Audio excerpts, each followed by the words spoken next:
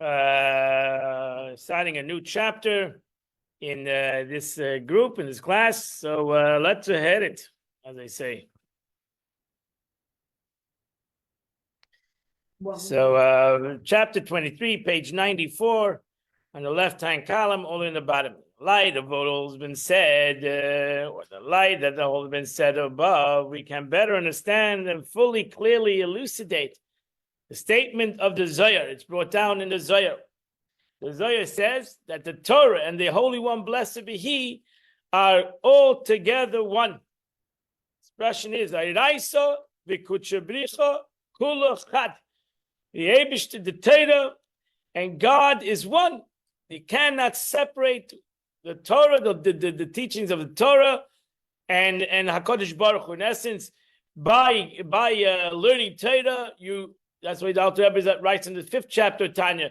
By learning Torah, you create a unity between a Jew and God. The unity that's the highest level of unity, because the Torah is God. You cannot separate the Torah as God. You have different expressions in the Gemara. Dvar Hashem zu halacha. The word of God is the law, is the Torah, is the law of God. Shaifa is not early, a little too early for that. Oh. You go much better than that one. Hope so. He altogether one, and the commentary of the Tikkun Zohar says 248 commandments. He says the Tikkun Zohar, he says it in a different kind of expression. He wants to give it more he wants to give more of a expression that is comprehensible by a human being. So he says, he gives an example. The 248 commandments are the 248 organs of a king. The king is God over here.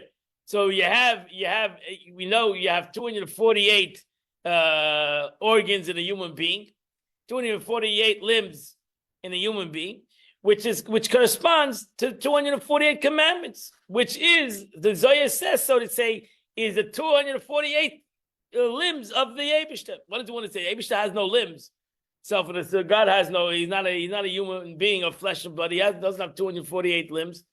But the Zohar wants to give you an analogy, just like the human being. What's the makeup of a human being? Is his limbs. He's missing a limb. He's handicapped, God forbid. Human being, the complete aspect of human being is 248 limbs that he has within him. So too, if you look at the Eibishter, you want to touch, so to say, the limbs of God. That's one of the 248 commandments. Every commandment is connected to another limb of God, so to say. That means it's connected to God's essence. You don't look at a commandment. You shouldn't look at a commandment as something that's separate from Him. You have to look at a commandment is His limb. Which also you have another expression of Chassidus, that it's the will of HaKadosh Baruch Hu. The mitzvahs are the will. You had it in the beginning of Tanya. The mitzvahs are the will of the Eibishter. Why do we express that the mitzvah is the will of God?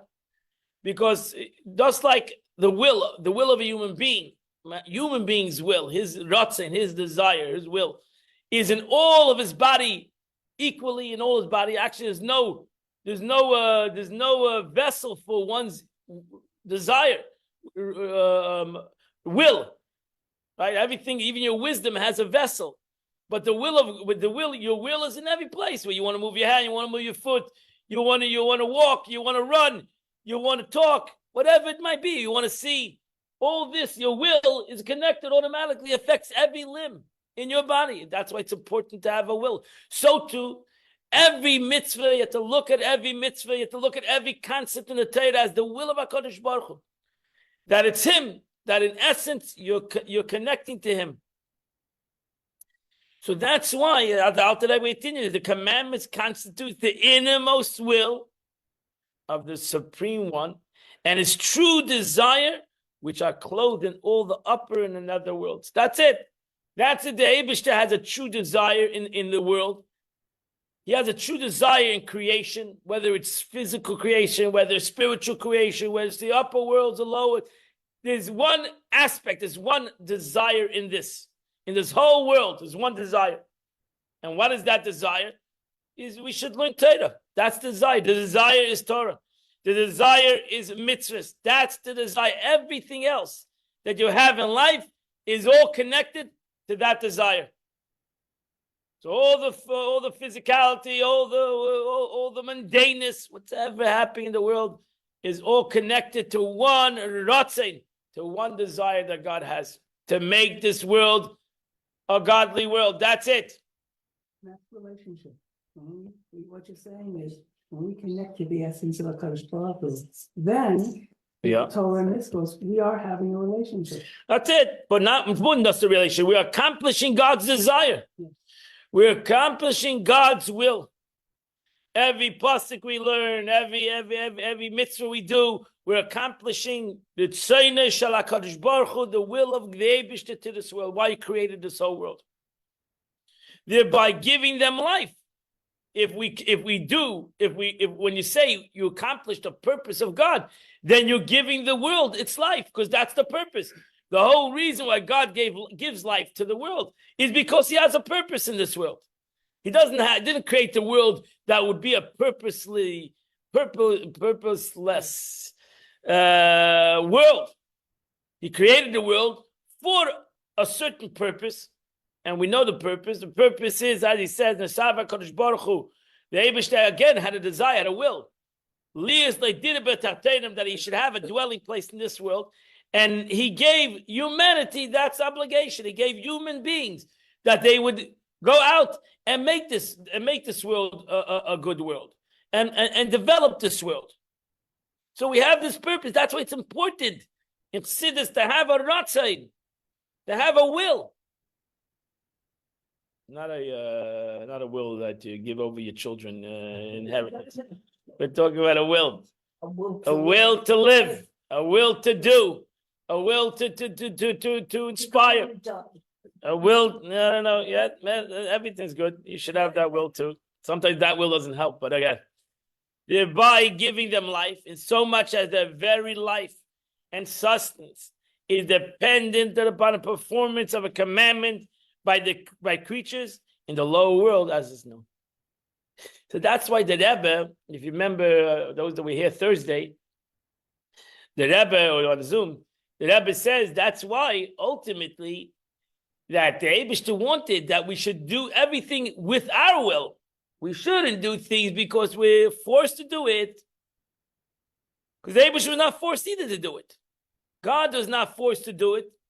We should not be either forced to do it. That's one of the expressions, B'Tselem Elokim. We're creating the image of God, that we have free choice. And when you have free choice, it has to be free choice on all levels. Not only on a level that a person is holding a gun to your head, or a person is threatening you. Even on a concept of a command, that the Eibishter commands it's already coercion. Right? Most of us do mitzvahs because the Eibishter commanded us.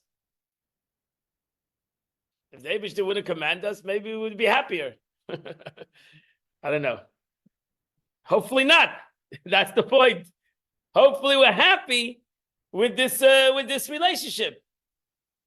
Every relationship comes with rules and regulations. Every relationship comes with responsibility. So either you're going to take it as a pain in the neck, as a responsibility, and you'll say, I'd rather be without a relationship, maybe. Right? Too much, it's too much to give. Too much to give. And or you could say, no, Baruch Hashem. Baruch Hashem, I have this friendship. Baruch Hashem, I have this relationship. Baruch Hashem, I have it. But not that I look at it as, oh, I'd rather be alone. Nobody wants to be alone. No person should be alone. It's very sad. It's not a good situation. But ultimately, you're never alone. A Yid is never alone anyway. Because a Jew is always a part of Chelik Elokam and Mal Mamish. He's a part of God. So he's never alone. He should never feel alone. But in this relation with God, you have to do it with Ratzon. You have to do it with will. That a person has a Ratzon. He has not that he's doing it because he's even told. That's why he's doing it. Once he's told, he does it b'simcha. If somebody tells you what they want, then if you want to have to do the will of somebody else, you do it b'simcha, right? So that's why the Mishnah says in a different way. I say that you ultimately, your will should be his will. You should do it because he does, like the Eibishter willed it, you will it.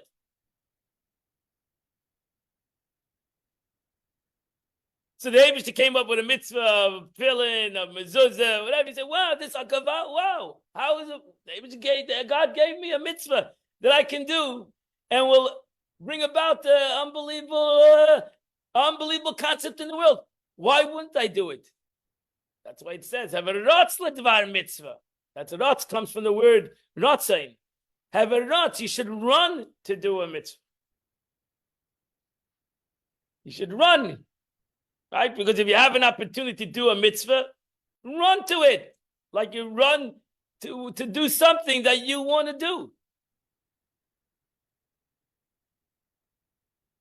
That really shows on your free will. That's what the Rebbe writes. Really, true free will is actually in this generation. It's beautiful mind of the Rebbe, Tzava, where the Rebbe explains that true free will, true Mesiras Nefesh, is now.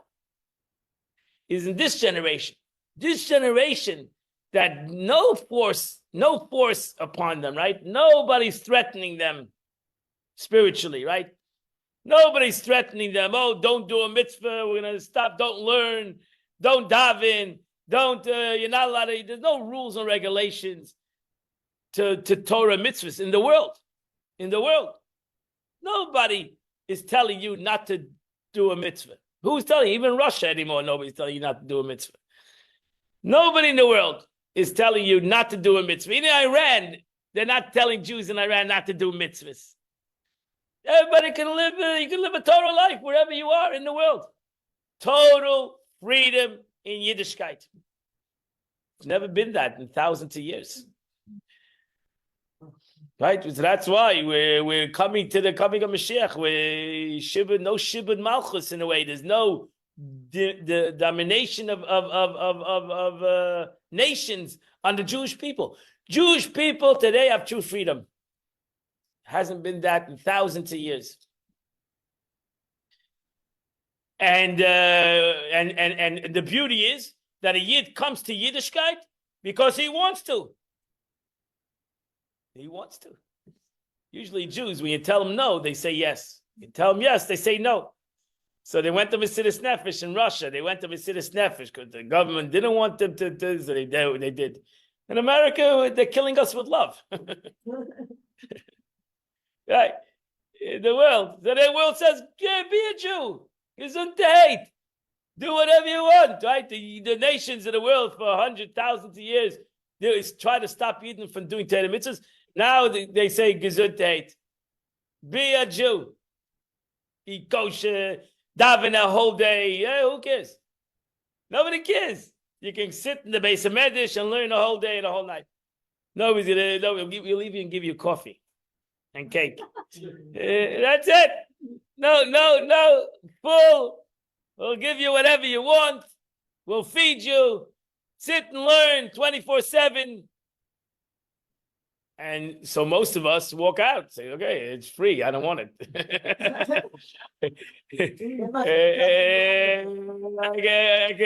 I can do that, or I can go play baseball, or I can go to the beach, or I can go to watch a movie. And nobody's gonna condemn me doing that either. Nobody's gonna condemn me either way. Yes. How do you reconcile what you're saying about freedom to do mitzvahs and all the anti-Semitism? Well, something has to remind us we're Jewish, so we have to have. I'm not talking about the concept of anti-Semitism and the Yidden are, whatever. But the concept of mitzvahs, anti-Semitism is not attacking you that you're doing mitzvahs. Throughout history, every government wanted to stop the Jews from doing mitzvahs. Actually, they said we'd love you if you stop doing mitzvahs. We hate you for doing mitzvahs. Today, it's the anti-Semitism of a Jew. It's not that anti-Semitism of mitzvahs, of Torah. It's the anti-Semitism of the Jew. We hate the Jew. That's it. Because they don't care that you do mitzvahs anymore. We love the Torah. We're all believers. But we hate you. It's real anti-Semitism. It's real it's real, right? Because today, actually, we're living in a real world. The Eibishter wants, before Mashiach comes, we live in a real world. So the nations of the world, you see, they're real. It's not something they're going to hide about. Hide. No, they hate us because we're Jews. It's end the story. There's no way else you can cut it, so to say. They hate not because of what we have, what we don't have, what they know. Everything is known. All the stupid things that people had hatred for Jews, which based on Nadishkeit, but there was such ignorance in the world. Today they can't even come out with these statements like they came out hundreds of years ago, because you would be openly stupid. So today there's no reason. Say Jews. That's it. We have an issue with Jews. What does that mean? We're living in a real world. We're living in a world with freedom. That's it. You're free. If you want to be, look at the world today. You want to be a different kind of person. You want to be a woman, gesundheit. You want to be a man, gesundheit. I just had to fill out a doctor's thing. It says in the thing, what do you want to be? What do you want to be? Choose what you want to be. You want to be a man. You want to be a woman. You want to be an animal. I went to the site. I want to be other. I don't want to be a man. I want to be a woman. I want to be a donkey. I want to be right. And I'm entitled. You can't tell me I'm entitled. I'm entitled to be whatever I want to be. That's what it says before Mashiach. I said, yeah, we're going to be real. That's it. Mashiach comes in a real reality that people choose who they want to be. Choose who you want to be. The world goes crazy and they choose who you want to be. That you want to be a man or a woman. I don't think you can choose that. But the world says, yeah, you can choose that too. Why is that real reality? Because it's your choice. It's free. Freedom. As I said on Thursday, for the people, by the people. It's everything for the people, by the people. Freedom. No coercion in life. Be what you want to be. You want to be stupid? Be stupid. You want to be smart? Be smart. You want to be arrogant? Be arrogant. You want to be, you want to be. There's no restrictions in life. A Yid has to take that, not to be crazy like that, self-understood, but to do Yiddishkeit in freedom. In Notzain, in their will, that they do Yiddishkeit because that's what they want to do. Nobody's coercing them. Nobody's threatening them. There's no Jewish guilt anymore. That was the past. There's no more Jewish guilt. Nobody cares what the grandmother thinks. Nobody cares what the parents think. Forget about that. Usually we worry about the grandmother, what the Bubba's going to say, what the grandfather's going to say. Today, kids don't care what the parents say. It's irrelevant to them. So surely they're grandparents. And that's the truth. It should be what you say, not what your grandparents say. You shouldn't have Jewish guilt. Terrible thing. We should do Torah mitzvahs not because of guilt, not because of threat, not because of fear. We should do Torah mitzvahs because we're free. We're free. We have no fear. We have no guilt. We have the will to do it. It's our rotzen to do it. It's our will to do it. Capish? You got it? You know what capish is? Let's got it. You got it. Okay. So a Jew should realize that every mitzvah he does is the will of HaKadosh Baruch Hu. And it should become your will. It should become my will. It should become my will. How do I do that? Well, I need to learn about it. I need to do it. See how it talks to me. I need to get involved. I cannot sit in the sidelines and expect that it's going to become my ratzon. I have to create a ratzon. I have to create a will to it. And you can create a will to anything that you want to do. You can ultimately create this will. Why? Because the truth is, it is your will. You're not creating something. You're just revealing your will. Chassidus, you have a neshama, which is the will of God, which wants to do the will of God. So therefore, that's all you're doing is revealing your will. The truth is, you one of the things that the Gemara says that you were taught in your mother's stomach, the 9 months of your mother's stomach, was the entire Torah. So the truth is, anything you're learning Torah today is only review of what you learned. It's nothing new. It's nothing new. You're not coming here and learning something that you've never learned. You've learned this before. You're reminding yourself of something you've learned. Okay, you can learn it better. Well, you learned it as a 9-month-old kid, a 8-month-old kid. What do you expect? Great knowledge. But it's not a new concept. It's basically we're reminding ourselves what we are. The truth is, a Yid, if you understand, a Jew that's created with a godly soul, it's all about revelation. You're revealing your godly soul. So it's not something that you're doing new. Your neshama wants to do everything. You're just giving I am just giving my neshama an opportunity. I'm giving opportunities. I'm giving my neshama that's within me an opportunity to shine. That's what I'm doing. Yeah, you with me? No questions?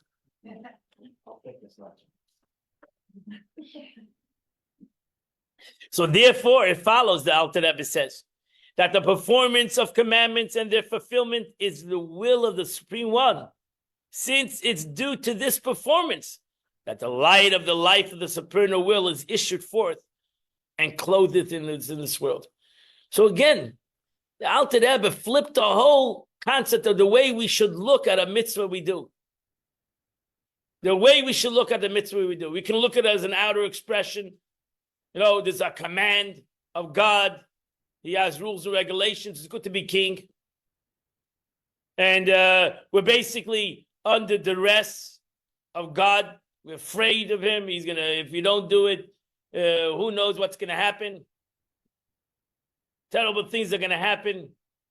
If we do it, we're going to have Gan Eden, we're going to have bliss. Or we can look at the essence of the thing. We can look at the essence of Torah. The Rambam I mentioned yesterday over here in the shul. The Rambam, my man, he's a Mein Nevuchim. The Rebbe brings him down. The Rambam writes. I don't think anybody was here yesterday. It was Thursday. He mentioned Thursday. The Chumash class, my Chumash Telegram. So the Rebbe, it's beautiful. It was a great class actually. So the Rebbe reads on the Mein Nevuchim. It says, if you look at the Meraglim, you look at the story of the Meraglim were spies, and the Eibishter, it seems the Eibishter punishes them, right? The Eibishter is angry, he punishes them. What did he punish them? That they're gonna be in the desert for 40 years, and they're gonna die in the desert. But that's what they wanted.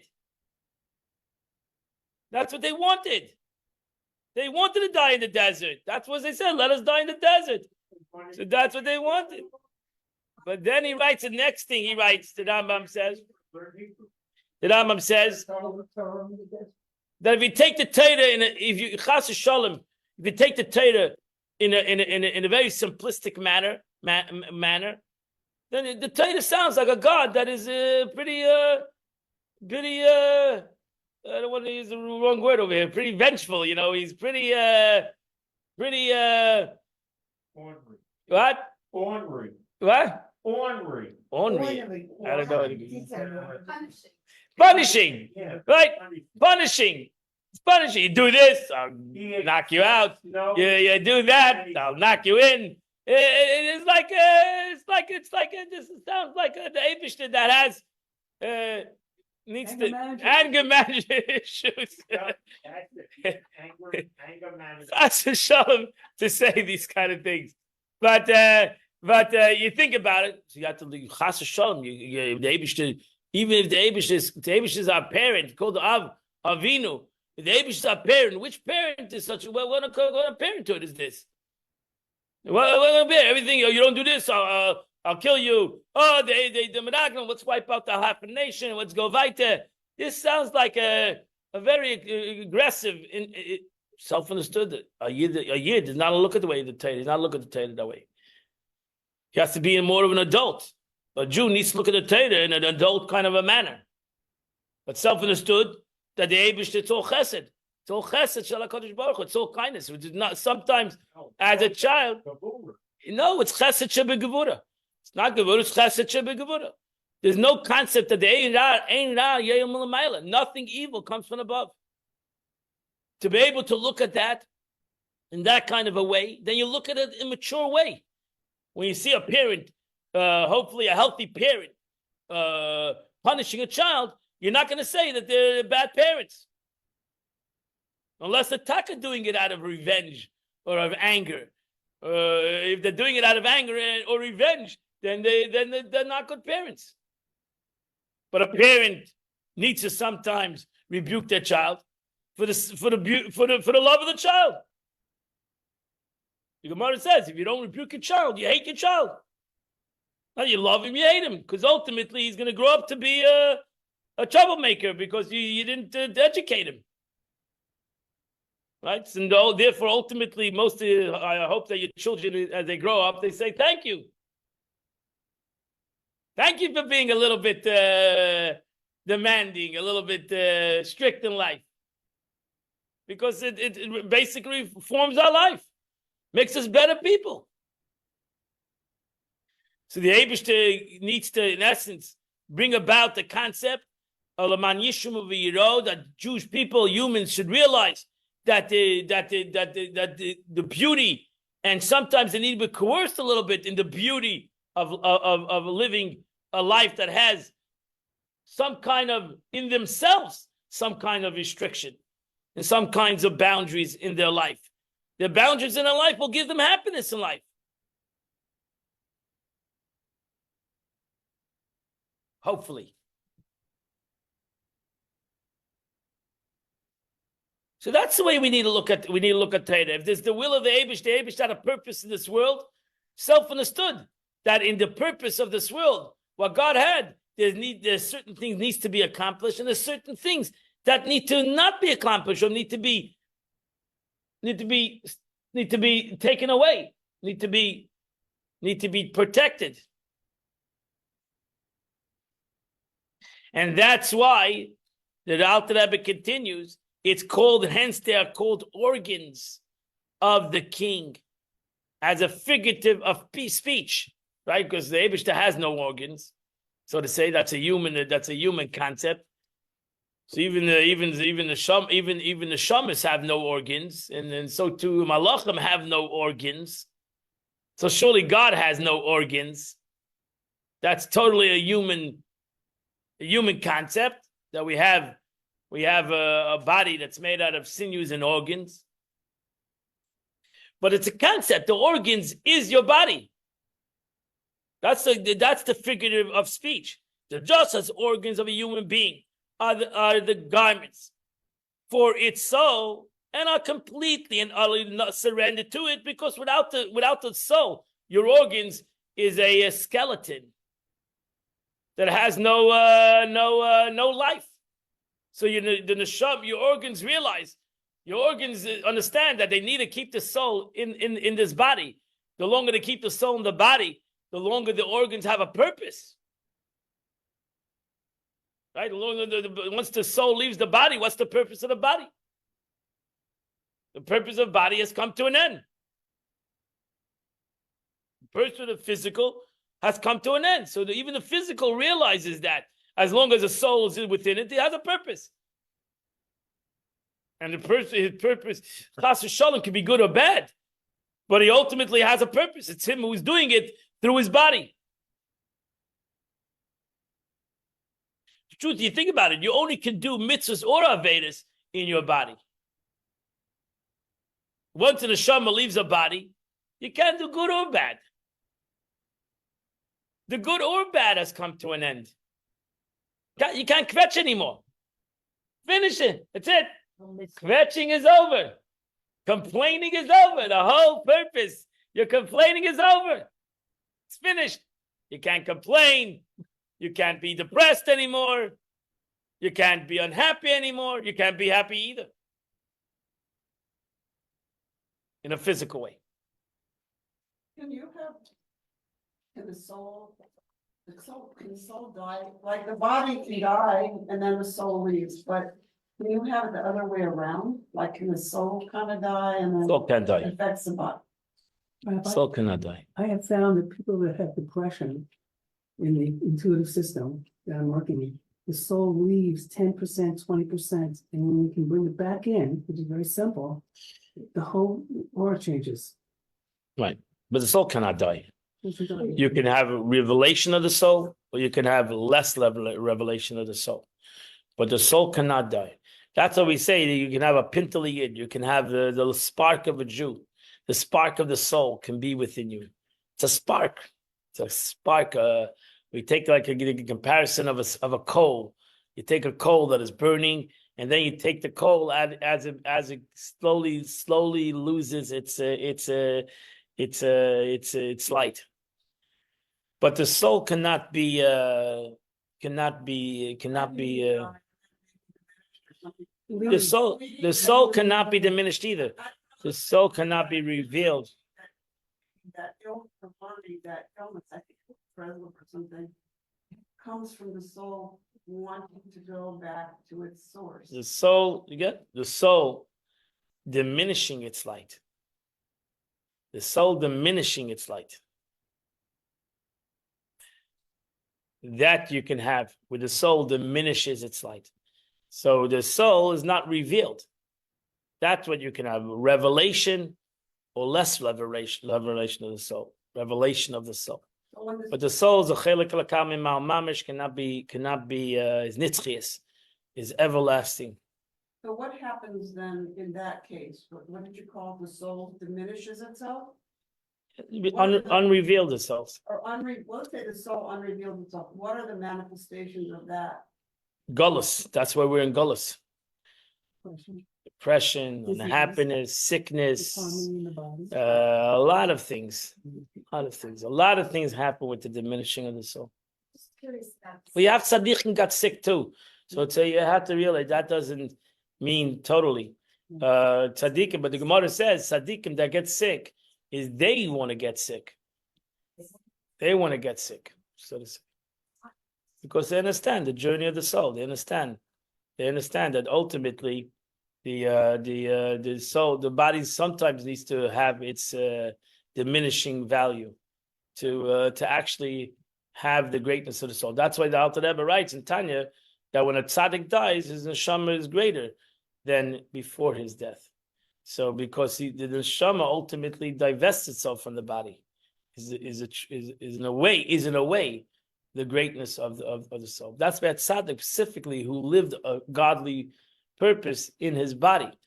So that's why you see tzaddikim throughout history, the body was not important to them. Not that it was important to them that they should be healthy, but it was not important to them the physical world. It was not the primary purpose in their life. The primary purpose in life was Yiddishkeit, Torah and mitzvahs, and the concept of spreading Judaism. And that's what you find throughout the history and even till today. The Jews have the capability to separate themselves from mundane issues and matters of the world. Not that they not involved with the world, but it's not an importance to them. The importance to them is Torah and mitzvahs. Mm-hmm. And that doesn't mean that you cannot be in business or you cannot. You shouldn't think that to be a Jew and to be part of the world is a contradiction. It's what's important to you. So you can be a big businessman, as we find in the Gemara. There were the Tanoim and Maroim that were business people. They were some of them were wealthy. Rabbi Yehuda Nasi was a wealthy individual, so he didn't get his wealth by stealing from anybody. He got his wealth because he knew how to do his business. But nevertheless, it was secondary to him. It was totally a secondary thing to him. The Yehuda Nasi, the Gemara says, when he passed away, right before he passed away, he said, God is my witness that I had no enjoyment from this world. That doesn't mean that he didn't enjoy the world. He had no enjoyment from the world. He did enjoy the world, but for the purpose of godliness, not for the purpose of enjoyment of the world. And that's what he meant.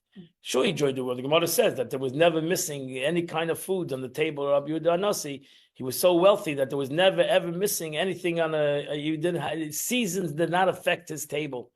So there was whatever didn't make a difference because if it was not in season, it was shipped in.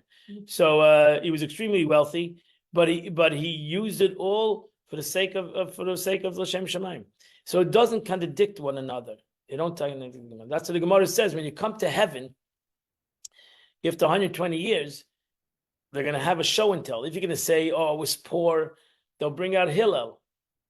They'll say Hillel was poor too, and he still did what he was supposed to do. You're going to say, "I was rich," and therefore they were going to bring out Rabbi Yehuda or there were other Rabbi Lezer, there were other great sages that was very wealthy and did everything. Oh, they're going to be sick. They'll bring out there's no excuse for any kind of a situation you were in, because one thing does not take it out. The Yiddishkeit has nothing to do whether you're poor, rich, healthy, in jail, out of jail, wherever you are in life. It has nothing to do with Judaism. It has nothing to do, because you can be a Jew in any kind of situation. Because again, that's why in Chassidus we emphasize the Ratzon of the Eibush. The Ratzon has no difference where you are. Right? This expression of the Talmud. In the place that a person wants to be, that's where he's found. It's all up to your will, your true will. If you can create a will, you can be in a ditch and feel you're in a mansion. You can be in a mansion and feel you're a ditch. It's totally in the way you think, in the way you decide, and the way you think it is. It's not anything to do with at all. I was talking to a Jew on Shabbos, and I see he's always rushing, like before Shabbos, right? Even the Shabbos comes in at 7:30, 8 o'clock, whatever, and he's like, everything's last minute, but it's in his mind. I told him it's in your mind because Shabbos sometimes comes in at 5 o'clock. So it's in your mind. You bring sometimes Shabbos in at 5 o'clock, and you bring it in at 5 o'clock. So why can't you bring it in now at 5 o'clock? It's in your mind. You decided that that it has to be the last minute. It's not true. It's a false perception. And the Eibush shows you that you bring in Shabbos in the winter at 5 o'clock. That means you can finish the day earlier. It's thus you decide that you cannot finish the day earlier. In your mind, you decide I can't do it. I have to finish Pashat at 7:30, 8 o'clock. I got to finish my day. No, finish it at 6 a day. 6 o'clock. You don't have to finish like in the winter at 5 o'clock. Finish at 6:30. Finish it earlier day. And that's in Shulchan Aruch even says that a Jew should stop his work on Friday earlier in the day. He shouldn't work until the last minute of the day. He should take in Shabbos. He should bring it in a little earlier. Bring in Kedusha earlier. When it comes to Kedusha, start it earlier. Don't, even if you're not going to do the Shabbos earlier, but start it earlier. Stop working earlier. Not to the last minute. You have to do so. Comment on the question. My comment is that I know of people in business that spend half a day learning. Beautiful. And they set up their own business in Yemen. Beautiful. The other thing, I have a question about the soul. I have a great grandchild that was born and was deprived of oxygen, and she has no brain function. Mm. And they're keeping her alive with Yeah. tubes and all kinds of things. Does she have a So- soul? Sure. She does have. a She soul. does. It's over. Did she know when her mother's there with her? She knows everything. She can't express it. The body does not allow her to express it, but she has an neshama 100%. She has an neshama. Listen, I had a brother that lived as a vegetable for 19 years of his life. Yeah. Yeah. Passed away when I was 9 years old, but he was passed away at 19 years old. He was born that way? He was a doctor, grabbed his head wrong, and he was a vegetable his whole life. Never left the bed. His night. Why do I know what he basically didn't do anything for 19 years of his life? Forget about did nothing. Did nothing. Laid in the bed and was a vegetable for 19 years of his life. He had a neshama. And why he came down to the world for, I cannot tell you. And what did he accomplish in the world? I don't know.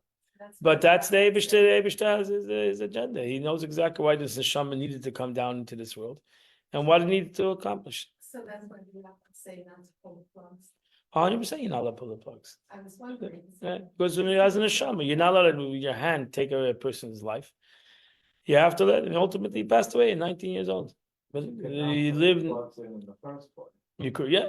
The rabbi, if you go up halacha, they sometimes they tell you don't put them on. But my brother was not on he just laid in bed. But in It's terms of very the sad. controversy, What? somebody who is a vegetable can electrically have brain function. Yeah. And so you can't pull the plug. He was not on a plug. My brother was not on a plug. So I'm saying some people who are vegetables have no brain activity Right. and are neurologically. So there's a big argument in Jewish law, and there's a big argument. Not a clear conclusion to that law, and therefore you follow the rabbi you're dealing with. So you're right. There's an argument in it. The question is what you do. Whatever. Surely, if there's an argument, when you have an argument in Jewish law, then there's a general rule: shev al tasa odif. Doing nothing is better. Don't get involved. Don't get involved, and that's it. So pulling a plug is getting involved, and that's it. So don't get involved, and that's it. Don't get involved. So finished. Would it be inappropriate to ask what is the Judaic approach to transplantation in somebody without brain function? We have a neshama. Transplantation. What do you mean? Somebody who has a neshama Yeah. but does not have any brain function Right. is a candidate to donate organs, as in Israel. Yeah. To people. Yeah. who Maybe, yeah. use it. It has to be on the rabbinical question. It's a rabbinical question. Every you can't give a general rule to that. Yeah, every person, every situation is different. So you have to know. You have to know the situation. I'm not the rabbi. I wouldn't even take on these questions. Trust me, because you have to know what to answer in each and every situation. It's not a general situation. There's no general rule. There's you have to know the situation and you have to know the answer, how to answer that situation. So I don't know. It's it's just but ultimately a neshama is the neshama is surely there. The question is what the neshama accomplishes. What? That's according to the rabbis, according to some that if there's that the heart is functioning is considered life, then it's life. There's an argument in this argument. There's a big argument in the halachic rabbis of today. What is considered? What considered dead? That's not. How do we get off on this? I don't know. Yeah, I don't know. Was this covered in the JLI class? a little bit. I mean, we So I didn't just cover wondered- we didn't cover this major question because it's not a question that it can be answered in a class. Yeah, nobody should answer this question in the class. Nobody should go through this question, but ultimately, it's a question that is a question. It's a good question. Good question. But the famous Gemara. It's all based on the famous Gemara, the Gemara of Rabbi Yehuda Nasi, the story of Rabbi Yehuda Nasi. So the story is told that Rabbi Yehuda Nasi was very sick, extremely sick. Rabbi Yehuda Nasi, even though he was this great rich man, he had a stomach ailment. The Eibishter gave him. Ultimately, took away from life. Really? Yeah. I thought he got better. No, so he was extremely sick, and the Chachamim gathered in his house. They realized that he was going to die. So they were praying for him that he should live, but he was in extremely pain. He was having extreme pain.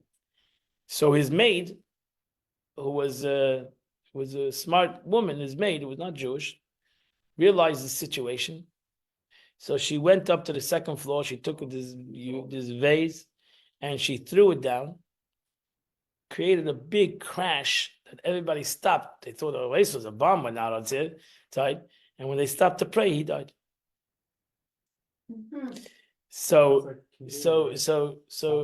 right. He died. The second they stopped to pray, that means what was keeping him alive? Praying.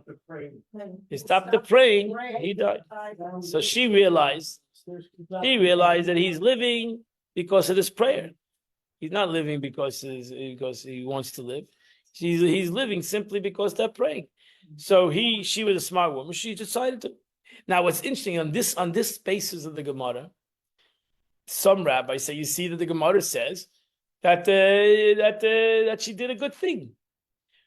But the other rabbis who say that you don't see the rabbis praise her. You don't see that the Chacham said, "Oh, you did a good thing." No, the Chacham didn't. The sages at that time didn't agree with her because that they were praying.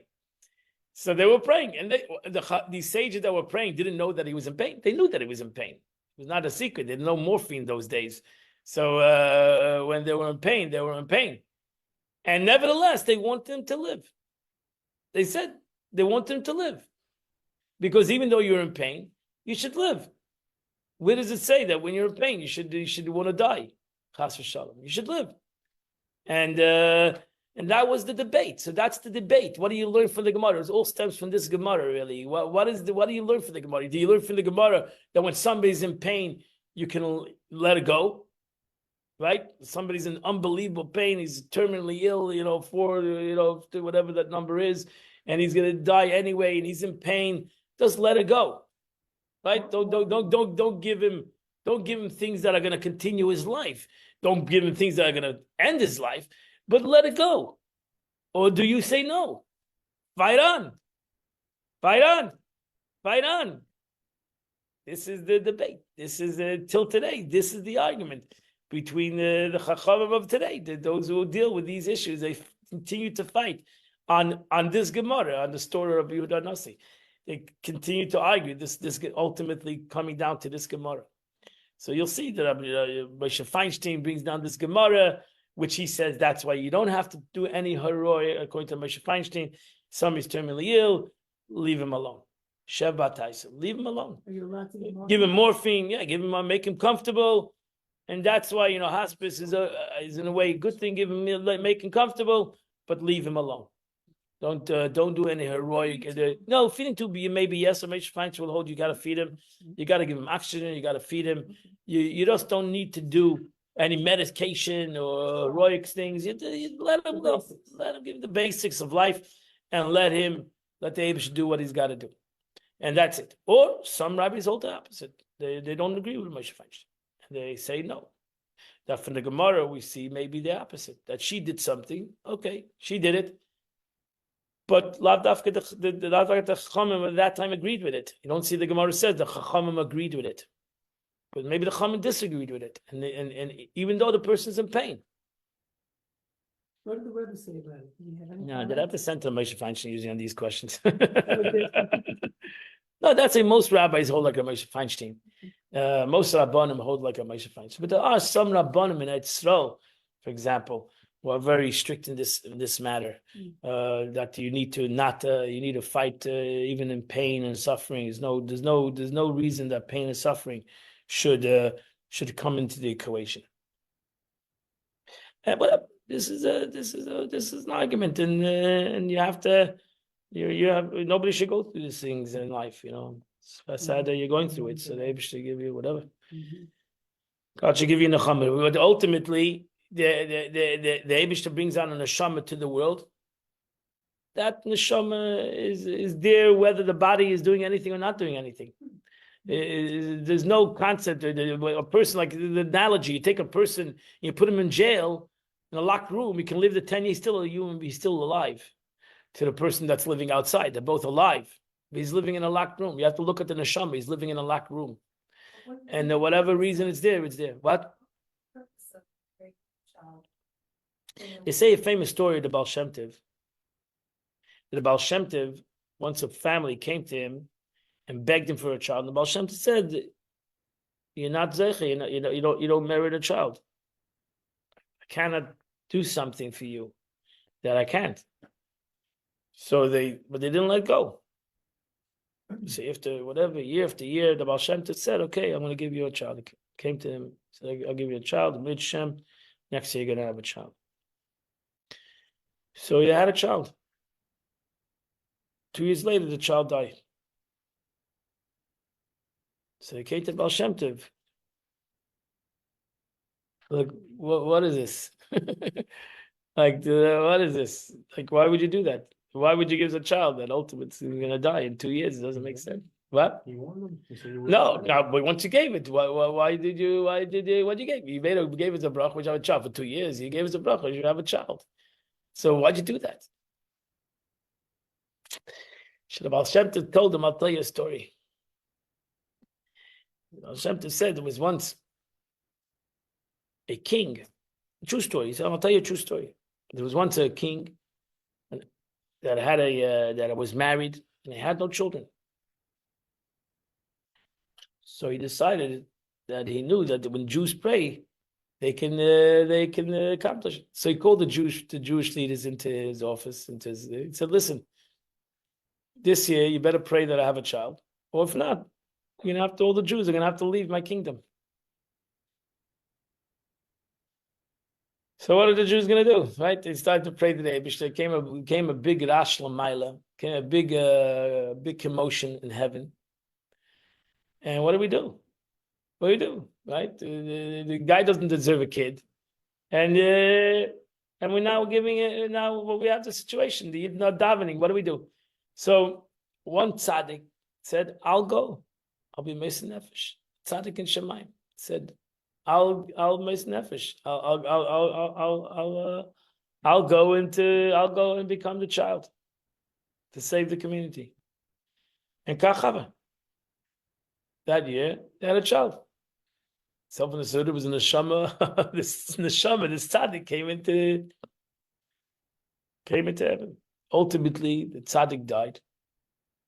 This guy went through life, whatever, with his king, with his family, as a non-Jew. But what? No, it's the whole story. It's the ganze Maisa. There's a whole story to the story. But ultimately, he came up to heaven. On one hand, there was a great celebration. He saved the whole community. But on the other hand, he nursed for 2 years by this woman. Non-Jewish woman. So what do we do with that? Send him back. So they send him back. So you were masakin this neshama. You were masakin this neshama. What's that? You rectified this soul. You rectified this soul. You know, that Arizal writes on yesterday's Parsha, such an interesting thing. And that brings down this Arizal, and it's something really we should all realize. And that is that where's the first time you see the word meraglim in the Torah? Not in Shlach, that I can tell you. Where? I read it, I don't remember now where it was. Where was it? No, the brothers. The brothers, right, by Yosef. He called them meraglim. He was the first one who coined the word meraglim, was Yosef. Yosef called his brothers meraglim. Good.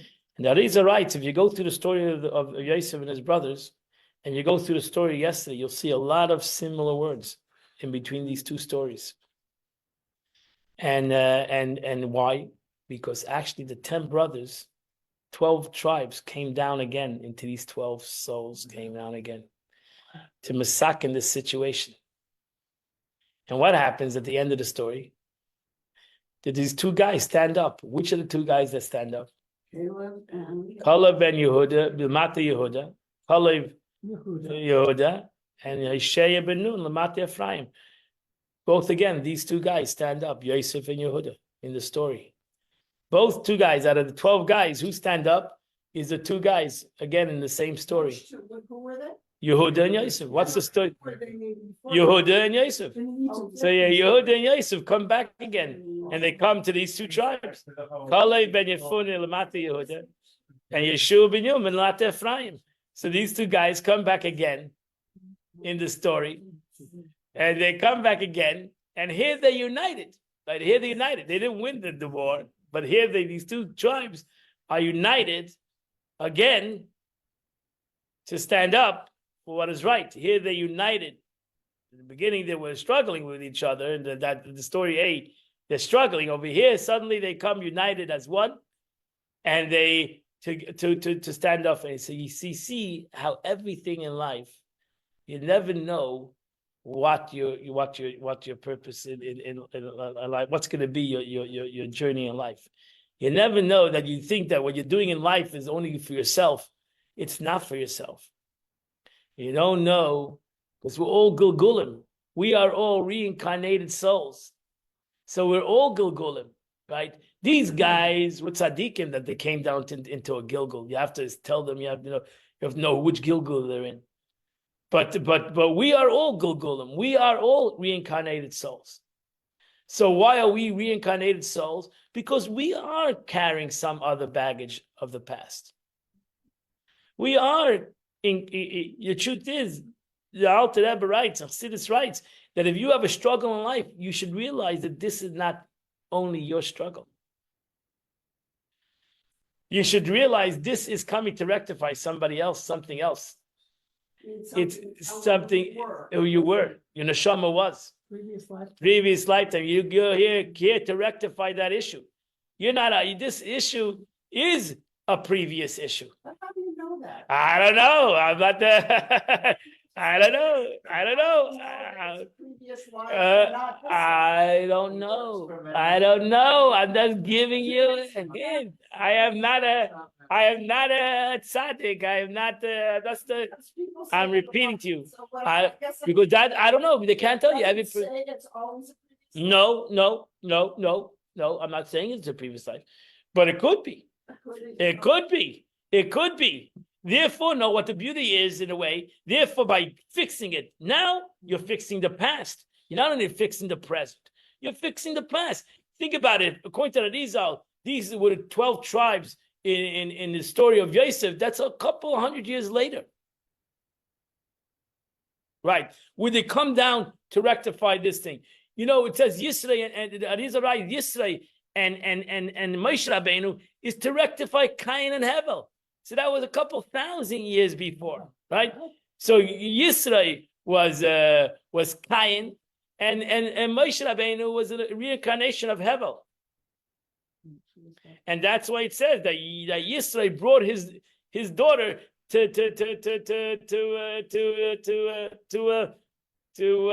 Moshe Rabbeinu, because that was one of the things that they were fighting over, a girl. So he brought her. He said, "Here, I'm rectifying the sin I took away from you. I'm giving it back to you." Who was the girl? No, which girl? Zipporah. No, that was Fighting over a girl. because it says that the Cain and Hevel doesn't say the opening. They were fighting. They were born. One was born with two sisters, and one was born with one. So they were fighting over who is the third. Who does the third girl belong to? So Hevel said, "It belongs to me because it was born with me." And Cain said, "I'm the oldest. It belongs to me." So Cain killed Hevel. He killed him. Over this. Yeah, it was a couple of things. Whatever. Always the women knows trouble. Whatever. It's always over a girl. What did I tell you? That's life. What? Did it ever say what happened to their sisters? What do you mean? They all had children. Cain and Hevel had children. What do you mean? They had to have children with somebody. That's what the Gemara says. You had to say Cain and Hevel had sisters. Also, who did they marry? So they had to have children. They had to be born with sisters. If not, it doesn't make any sense. Hevel didn't have children. No, he was killed. Killed, so it was only Cain's children. It's Cain's children, correct. But ultimately, that's where you have Shais. That's what the Abishta gave Shais, because ultimately, Cain's children, the flood killed out Cain's children. So ultimately, both Cain and Hevel. I don't know. No, he married some of Cain. That's no question about it. Right. Yeah. Correct.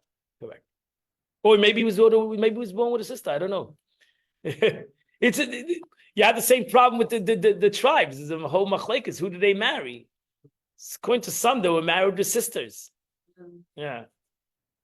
According to some, they were married each with a sister. Well, I learned that if it said that because it says S or et, Right. that Yes. will let you know Right. something else is attached. It says that Avraham Avinu had a daughter, Bakoil. And Baruch is Avraham Bakoil. Rashi says that according to some, he was the Eibush blessed him with a daughter, Bakoil. His name was Bakoil. What happened to her? I don't know. There's a lot of things. Just you have to go to the Medrash. That's the beauty of the Medrash. You got to go to the Medrash and what happened with them. Sometimes it's brought down. Sometimes I don't know about the Bakoil. I'm not sure. I never heard what happened to Bakoil. Koel? Bakoil. Her name was Bakoil. That's what the pasuk says. Oh, what's her name? That's what the Medrash says. That she had a girl called him Bakoil. I don't know. Listen, he had all these boys, and then he had a daughter. He told Bakel everything. I had a daughter. Thank God. Thank heaven. I had a daughter. Whatever. How do we get into this? Okay, I have no idea. So, right. So the neshama. We'll talk about neshamas. So self-understood. A neshama is a godly concept, and therefore it's unlimited. This godly concept, and it could be connected to many things. This neshama, it's again, it's the will of HaKadosh Baruch Hu. It's essence part of God, which is an unlimited concept. But ultimately, this guf, the body, the soul needs to come into this guf, needs to come into the body, needs to come into this body, and the body should realize that without the neshama, what is its purpose? Without the neshama, what's its purpose? It has no purpose at all. With the neshama, we can argue, we can try to think about its purpose. But without the guf, what is its purpose? What is the purpose in the physical world? It has seemingly has no purpose. With the guf has no purpose without the neshama in this world.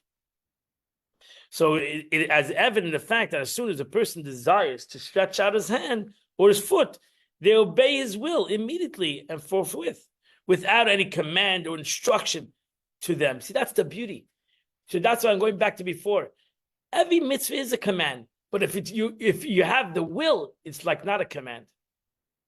The will commands the body to move, but it's not in a command. You move your hand. You don't have a command. There's no like a command. There's no like a process. You move your hand. You move your hand because when you have the will, you move your hand. Chas v'shalom, when there's a breakage in the brain, and suddenly now you have to teach your hand how to move again. That's a tough situation, right? That shows that there's something wrong between one's brain and one's physical action, and that's why some people have to go through therapy to be able to chas v'shalom. When they go through a thing, it's hard for them to teach. They have to teach their body how to move again, how to go, walk and move. It's a miracle. We take for granted like everything else. We take for granted the movement, that we move and everything goes. The second we decide something, it goes. That's the way it should be in life.